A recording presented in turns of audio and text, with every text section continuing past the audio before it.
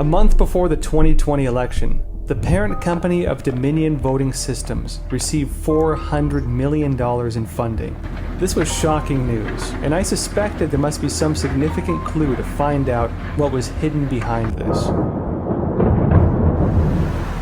First, I discovered that the three related parties to this transaction all exhibited strange behavior before and after the election.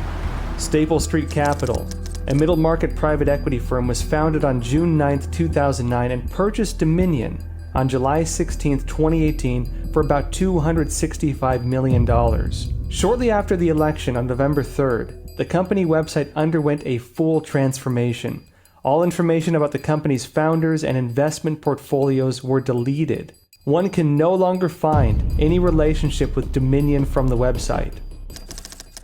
Dominion Voting Systems. On the evening of November 19, 2020, the head of Dominion canceled at the last minute a planned appearance at the Pennsylvania House of Representatives hearing. Instead of running towards a light of honesty and integrity, Dominion Voting Systems retreated to the darkness. Why are they hiding from us? The next day, Dominion's product strategy and security director Eric Coomer went missing. His bio was deleted from the Dominion company website. The company's Canadian headquarters in Toronto suddenly closed, and the US headquarters in Denver, Colorado also closed without notice. Coincidentally, when Dominion became a global focus after the election, over 100 employees, a third of the total workforce, erased their LinkedIn records, including Dominion's employees in Serbia. UBS Securities LLC. According to SEC filings, UBS Securities LLC arranged $400 million in investment to Staple Street Capital on October 8, 2020, less than a month before the election. This was the second time UBS Securities LLC had transacted with Staple Street. The first time was on December 19, 2014 in the amount of $200 million. We also discovered that there are two firms called UBS Securities in the world. One is registered in New York with an LLC suffix. The other is registered in Beijing with a co-Ltd suffix. UBS Beijing also recently undertook some very peculiar actions. On the morning of December 1st in the US, lawyer Lin Wood alleged on Twitter that China purchased Dominion Voting on October 8th for $400 million. On the previous day in China, UBS Beijing's board of directors saw 11 out of 14 members replaced. Was the large-scale replacement of board members at UBS Beijing a coincidence, or was there some kind of relationship? Making a sizable investment into the parent company of Dominion, which had a 40% market share in the US electronic voting equipment space right before the election, suddenly propelled UBS-NY into the focal point on social media. I took a deep dive into the corporate structure of UBS Securities LLC.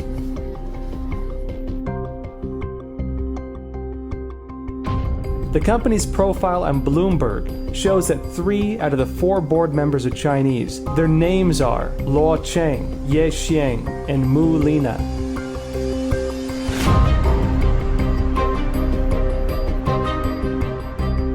Other than Luo Qiang, who has French nationality, the other 2 are Chinese nationals with very close ties to UBS Beijing. Based on public information, Luo Cheng is a banker who held senior executive positions at Citibank and Morgan Stanley. Between 2004 and 2012, he was the chief banking specialist at the International Finance Corporation, a member of the World Bank Group. During that time, Luo also served on the board of UBS Beijing. Luo Qiang held board positions at both UBS-NY and UBS Beijing. Ye Xiang has a very diverse background. Other than being a board member of UBS-NY, he is also the managing director at Vision Gain Capital in Hong Kong, as well as a columnist for Caixin, a media company with deep ties to the CCP. At the same time, Ye is an independent board member of at least 6 other companies in China and a supervisor of more than 8 Chinese companies. Before the sudden change in board members at UBS Beijing, Ye had been chairman of the board at UBS Beijing for over 10 years. In Hong Kong, Ye had been the senior consultant for chairman and CEO of Hong Kong Securities and Futures Commission, an executive director of Bank of China International, a senior analyst at the Hong Kong Monetary Authority, and secretary of foreign financial institutions at the People's Bank of China. Mu Lina is a 40-something finance undergraduate. Along with being on the board of UBS-NY, she is also the director of wealth management funds and head of fund operations at UBS Beijing. Mu's background is shrouded in secrecy. Her photo cannot be found on the internet. It should be noted that Mu is an independent board member of two companies, Chongqing Three Gorges Water Conservancy and Electric Power Co. Ltd. and SureCam Corporation until September 7, 2020. SureCam Corporation's business includes Internet of Things, cloud computing, and big data. Its CEO, Pan Fan, was an employee at Huawei for 14 years. Similarly, SureCam's business focused on internet and surveillance, and internet and law enforcement. It participated in the construction of the three-dimensional social security system, as well as the Skynet project, a video surveillance system, electronic fence, and other CCP digital totalitarian efforts. It can be said that SureCam is a miniature Huawei and an enabler of the CCP's digital totalitarian state. The three UBS-NY board members, Luo Qiang, Yi Xiang, and Mu Lina, all held board or executive positions at UBS-NY and UBS Beijing, either at different points in time or concurrently. There is a clear link between the two UBS securities companies. UBS Securities Co. Ltd., or UBS Beijing, was established under personal supervision by the current Vice President of China, Wang Qishan. According to the company's Chinese website, UBS Beijing was registered toward the end of 2006 as the first foreign-invested, exclusively managed, fully licensed securities firm in China. Based on the name, people often associate UBS Securities with the Swiss bank UBS.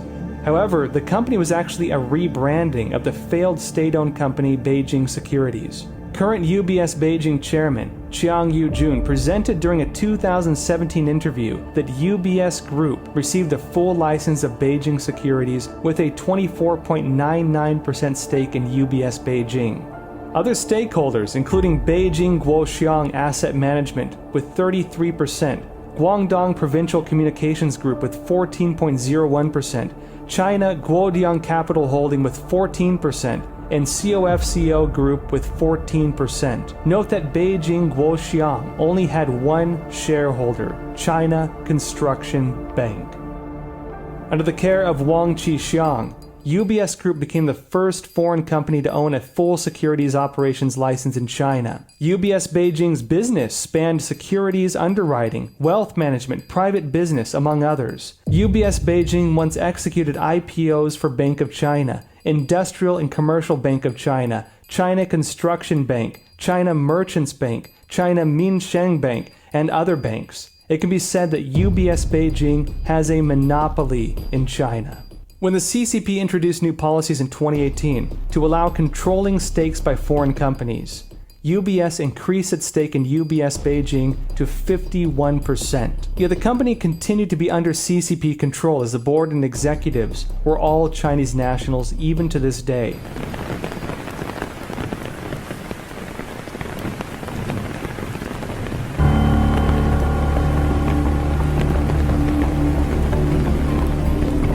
How close are the ties between UBS Beijing and the CCP? The backgrounds of two UBS Beijing executives could clarify this issue. Cheng Yi-sun, General Manager and Board Director of UBS Beijing. Cheng Yi-sun was an expert targeted in the CCP's Thousand Talents Plan, or TTP. A report on FX168.com describes Sheng and his wife, Xu Xiaohong, as special targets of the TTP. Cheng's uncle, Cheng Kai-jia, was the founder and architect of CCP nuclear experimentation and the recipient of the 2 bombs, 1 satellite medal. Cheng Yi-sun studied nuclear science at university and only changed professions after studying abroad. Xu Zhe, Board Director of UBS Beijing, Manager and Chairman of CapInfo Co. Ltd. CapInfo is viewed as the industry leader among Beijing's state-owned enterprises in the realm of e-government. Its partners include Huawei, ZTE, Unit 61019, and 61195, Science and Technology Exchange Center of the Chinese People's Liberation Army, the Chinese military, the Institute of Computer Technology at the Chinese Academy of Sciences, and others in the political legal system. CapInfo has multiple layers of partnerships with the military, intelligence, and political legal systems. It is a classic example of a military-civilian fusion enterprise. Add to that Mulina, with her background in Huawei Junior Surecam Corporation.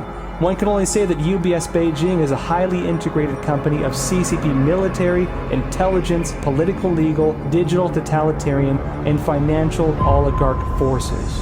For a financial company like UBS Group, which has such close ties to the CCP and possibly part of the CCP's unrestricted warfare system, one can't help but wonder if this significant arrangement of investment by one of its subsidiaries was a typical transaction purely for profit, or if there were other motives involved.